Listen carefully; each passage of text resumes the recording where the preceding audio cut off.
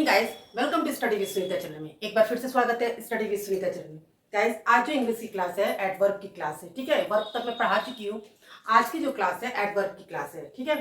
जो मैं UP TET C TET का जो सीरीज आपको करवा रही हूँ, उसमें जिसकी तैयारी करवा रही हूँ, उसमें आपको मैं वर्ब तक का क्लास इंग्लिश में ले चुकी हूँ।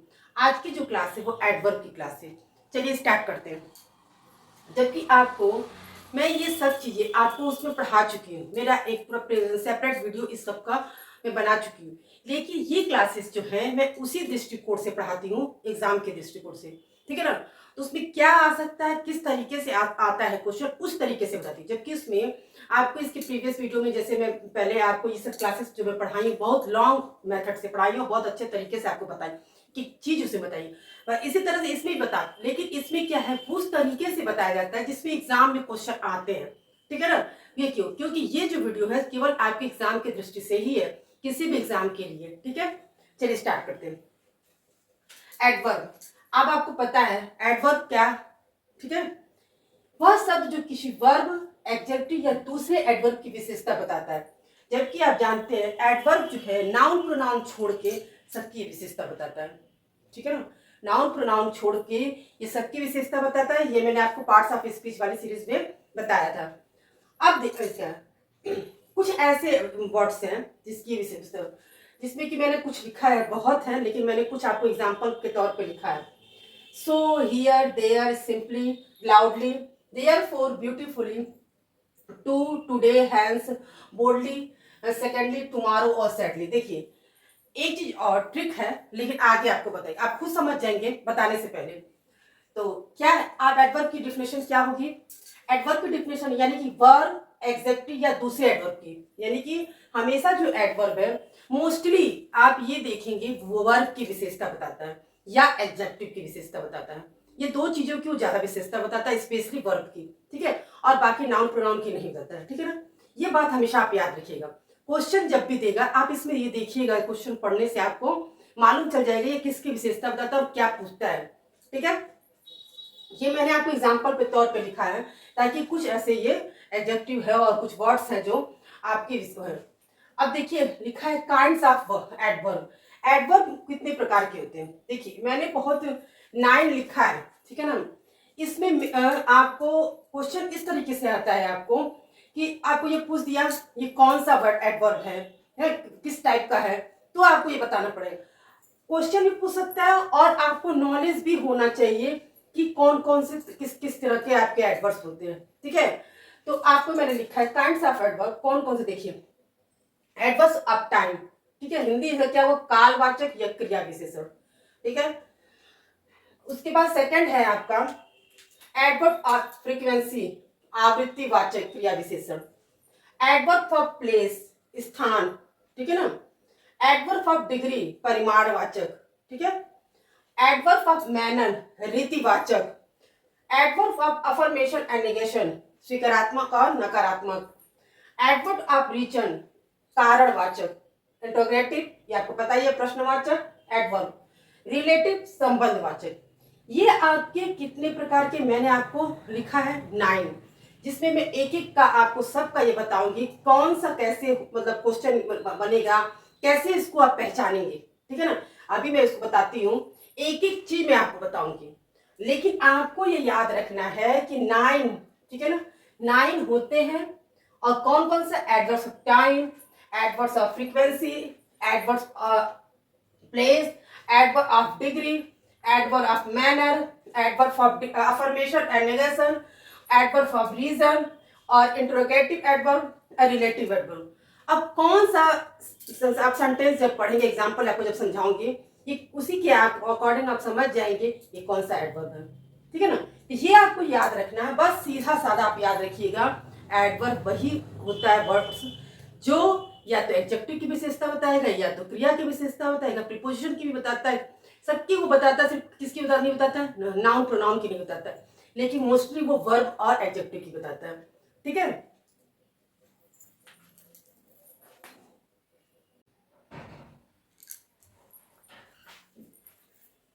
चलिए गाइस, मैं आपको बताने जा रही हूँ, अभी तक मैंने आपको डिफिनेशन और टाइप्स बताया, ठीक है। 9 टाइप्स मैंने बताया, उसमें से आपको एक एक टाइप को आपको अलग अलग करके समझाऊंगी, ठीक है। मैंने इसमें छोटी से छोटी भी बात आपको समझाने की कोशिश की है और आपको एक एक चीज लिखा है, ताकि जब जब आप वीडियो देखिएगा आपको जो भी प्रॉब्लम होगी आपको समझ में आ जाएगा, ठीक है। ये चीजें मैं आपको समझाऊंगी भी और आपको समझ में भी आ जाएगा। लेकिन कभी कभी ऐसा होता है कि आदमी छोटा सा चीज अगर भूल जाता है तो लिखा हुआ जब रहता है तो उसको पढ़ने से देखने से उसको समझ में आ जाता है। तो आप क्या करिएगा, जब इसको वीडियो को आप देखिएगा, ठीक है ना, जब इस वीडियो को देखिएगा तो वो चीजें, जैसे मान लीजिए अभी मैं आपको बताऊंगी तो आप ये सोचिएगा एडवर्ब्स ऑफ टाइम तो होता है, बट इसका हम जो सेंटेंस है उसको कैसे पहचानेंगे, ठीक है, क्या करेंगे कि हमको ये समझ में आ जाएगा कि एडवर्ब्स ऑफ टाइम है। तो बता तो दिया गया है, लेकिन आपको जब ये ट्रिक आप देखेंगे तो आपको ये समझ में, जरा सा भी देखेंगे समझ में आ जाएगा। इसीलिए मैं हर छोटी छोटी चीजें मैं इसमें लिख दी हूँ। जैसे देखिए, क्रिया के संपादन, मतलब संपादन का मतलब एडवर्स ऑफ टाइम, टाइम का मतलब ये आप समझ रहे हैं, समय, मतलब क्रिया कब होती है और कब होगी, ठीक है। ये चीज आपको टाइम बताता है एडवर्स ऑफ टाइम में, ठीक है ना। टाइम बताता है कब होगी और कब होती है। ये क्या है कि आप वर्ब में जब व्हेन का क्वेश्चन लगा के करेंगे, यानी कब का क्वेश्चन का वर्ड लगा के आप जब प्रश्न पूछते हैं और जब उसका आंसर मिलता है, वही आपका एडवर्स ऑफ टाइम है। यही बात मैंने, जो मैं बात आपको बोली, यही बात मैंने लिख दी है यहाँ पे कि वर्ब के साथ, ठीक है, व्हेन का क्वेश्चन करने में, ताकि आप कभी ये समझ ना पाए या भूल जाए कि एडवर्स ऑफ टाइम कैसे निकालेंगे, कैसे पहचानेंगे। तो तुरंत आप यहाँ देखिएगा कि वर्ब के साथ व्हेन का क्वेश्चन करने पे जो आंसर आता है वही हो जाता है एडवर्स ऑफ टाइम।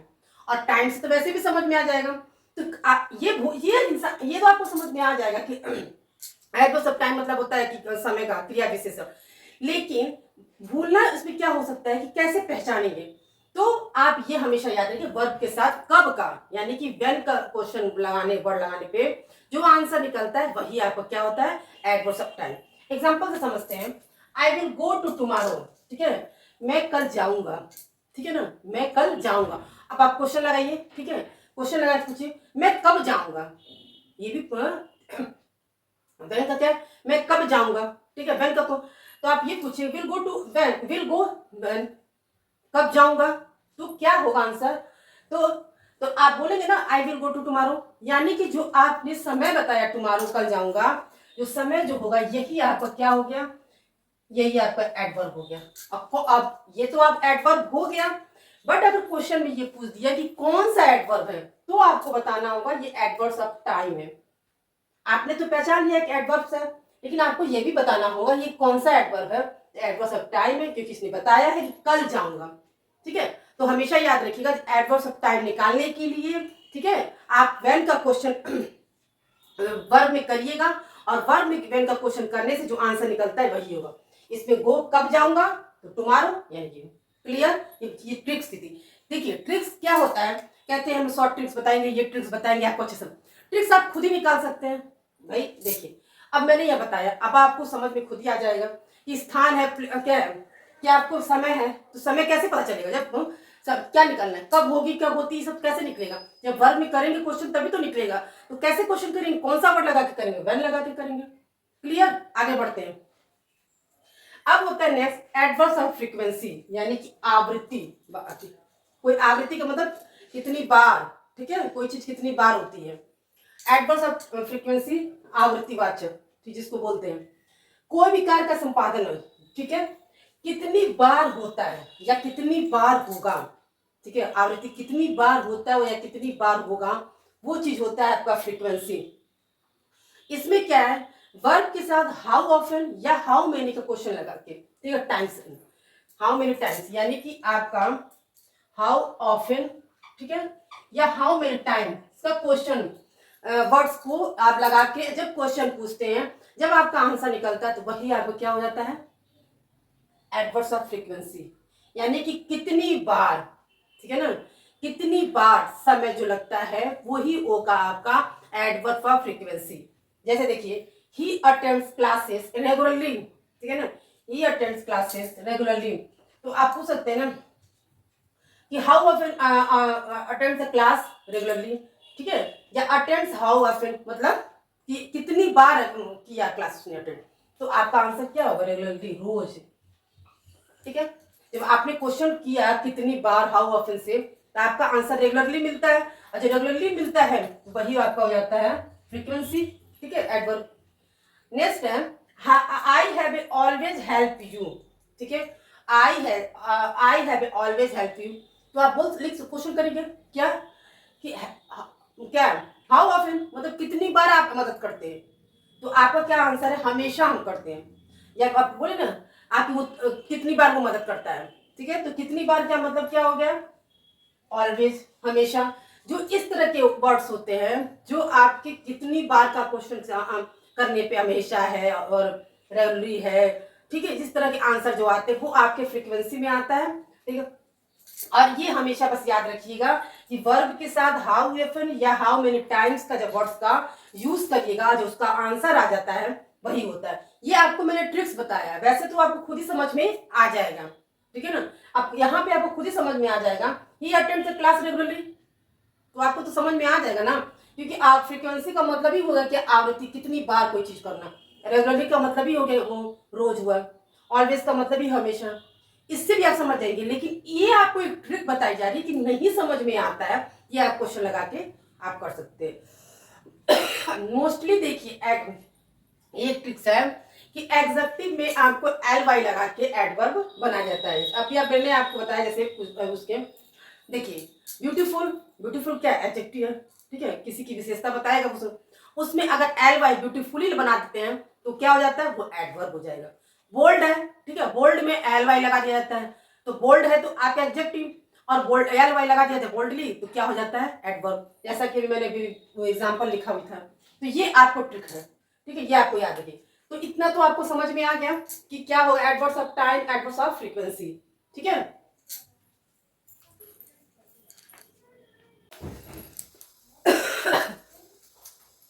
चलिए गाइस आगे का देखते हैं, ठीक है ना।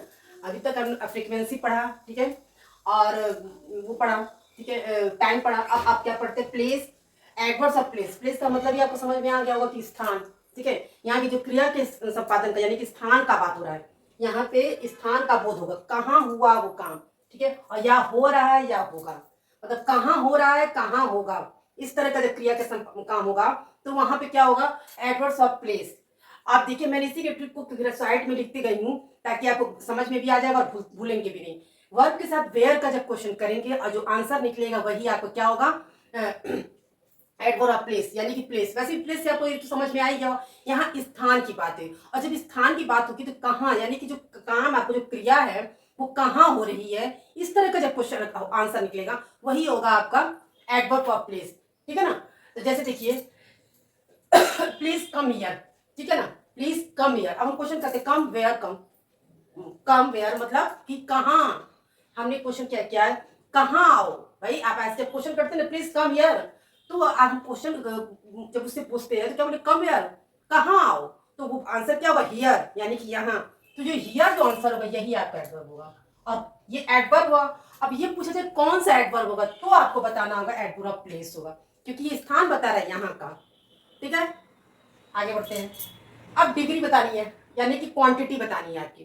क्वांटिटी में क्या है, आपका एक्शन, ठीक है, एडजेक्टिव, एडवर्ब, जो भी आपका होगा, ये काम किस हद तक, ठीक है, किस हद तक कितनी है, मतलब वो चीज कितना है, कितनी हद तक है वो चीज बताएगा। वर्ब के साथ हाउ मच का जो क्वेश्चन का अलग करते हैं और जो आंसर आता है वही है आपका डिग्री, यानी कि क्वांटिटी। इसमें क्या है, एक्शन होगा, एडजेक्टिव होगा, जो एडवर्ब होगा, वो काम किस हद तक हुआ होगा, कितनी क्या है तीव्रता उसकी, वो चीज होती है आपकी। जैसे एग्जांपल में देखिए, the T is rather hot, ठीक है ना, क्वेश्चन करेंगे हाउ मच हॉट, मतलब कितनी हॉट है, हॉट है, सॉरी हॉट नहीं हॉट है, कितनी हॉट है, यानी कि रेदर मतलब होता है आवश्यकता से अधिक, बहुत अधिक गर्म है वो, चाय जो है बहुत अधिक है।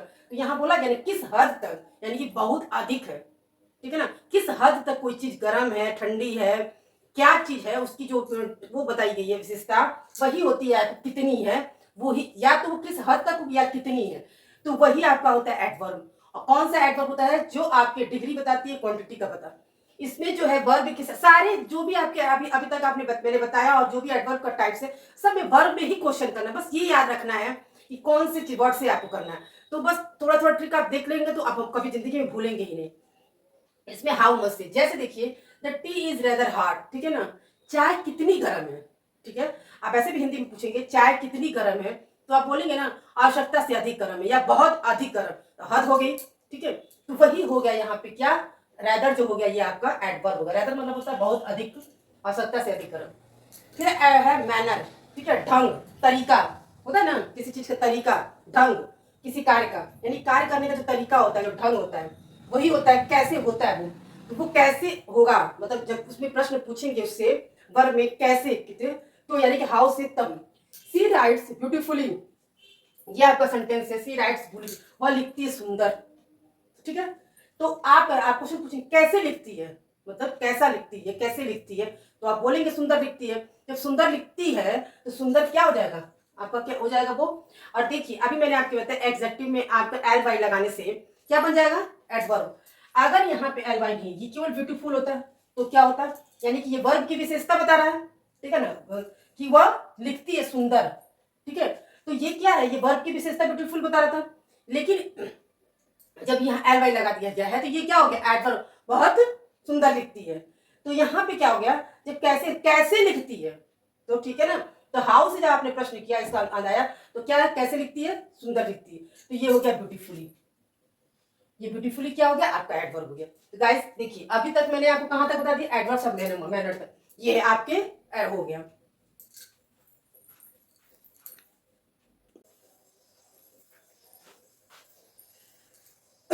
चलिए गाइस आगे पढ़ते हैं, अभी तक हम लोग 5 पढ़ चुके थे, ठीक है। आगे पढ़ते हैं 6 नंबर पे, adverb of affirmation and negation. इसका मतलब क्या होता है, स्वीकारात्मक और नकारात्मक, जो हमेशा से आप पढ़ते हैं affirmative sentence, negative sentence, just वही यही चीज है यहाँ पे। यानी कि हिंदी में क्या हो गया, स्वीकारात्मक और नकारात्मक, उसके लिए कौन सा वर्ड यूज किया जाता है वो देखना है यहाँ पे। देखिए जैसे सटनली, ठीक है, श्योरली या यस, इसमें जो क्वेश्चन होता है कि अक्सर क्या सटनली से, श्योरली से या यस से, ठीक है। और नकारात्मक ये नो नॉट नेवर, तीन ही वर्ड्स होता है, नो नॉट नेवर, ये नकारात्मक। जैसे इस तरह का जब क्वेश्चन रहेगा, आर यू वेल, इस तरह जब होता है सेंटेंस में are you well, H I M, तो एज जो हो गया यही आपका हो गया, क्या हो गया, एडवर्ब ऑफ अफर्मेशन, यानी अफर्मेटिव, ये हो गया एस। जब जिस तरह का क्वेश्चन होगा एस में, श्योर, किसी बात को एकदम कंफर्म, श्योर, हाँ, सर्टेनली, इस तरह का जब भी होगा तो समझ लीजिएगा कौन सा एडवर्ब होगा, अफर्मेटिव या अफर्मेशन, जिसको सकारात्मक या नकारात्मक, यही होता है। जैसे देखिए आर यू वेल, ठीक है ना, तो आप आंसर में क्या देंगे, यस आई एम वेल, ठीक है।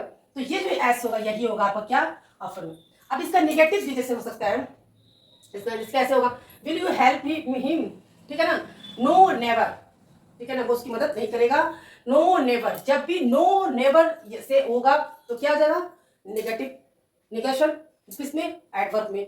जब भी एस में या नो में जब आप आंसर दीजिएगा, नेवर में आंसर दीजिएगा, तो आपका क्या हो जाएगा, कौन सा एडवर्ब हो जाएगा, अफर्मेशन, यानी कि अफर्मेटिव या नेगेटिव, इसको समझ लीजिए। जैसे एस में हो गया श्योर, श्योर जैसे नहीं बोलते ना कोई, हाँ yes yes yes, sure sure sure, इस तरह का जो होता है, जो एडवर्ब बताया जाता है वो यही होता है, ठीक है। इज ही फेथफुल, श्योर, या भाई ईमानदार है, ठीक है, faithful, sure sure, surely, sure नहीं, श्योर तो नहीं होगा, ठीक है, क्यों यहाँ तो एडवर्ब पढ़ रहा है ना, तो श्योरली, ठीक है। अब यहाँ पे देखिए एडवर्ब ऑफ रीजन, यानी कि इसमें रीजन क्या हो, कारण, तो कारण में क्या कोई फल, कोई नहीं, मतलब फल यानी कि परिणाम बताता है, ठीक है। जो सेंटेंस होगा उसका वो फल बताएगा यानी परिणाम बताएगा, वो किस कारण से वो काम हुआ ये बताएगा, ठीक है, कि मतलब उस किस कारण से उसका क्या परिणाम है वो बताता है।